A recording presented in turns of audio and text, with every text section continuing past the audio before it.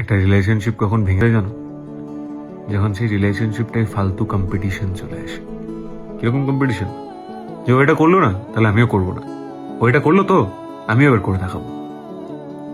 তখনই তা তুমি এবার বলবে যে শুধু একতরফা করে গিয়ে কি লাভ, একতরফা এফোর্ট দিয়ে কি লাভ যদি সামনে থেকে নাই আসে।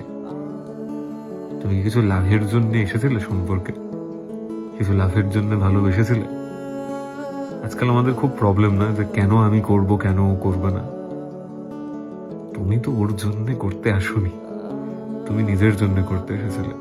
এমনও তো হতে পারে যে তুমি করতে থাকলে সেটা দেখে সামনের মানুষটার একদিন মনে হলো যে তারও করা উচিত, কিন্তু এই যে কম্পিটিশনটায় ঝাঁপিয়ে দিলে যে ও করেনি আমিও করবো না, বা দেখাতে হবে, তাতে তো সামনের মানুষটা কোনোদিনও কিছু শিখবে না। তুমিও লড়বে, সেও লড়বে, আলটিমেটলি হেরে তো কেউ একটা যাবে।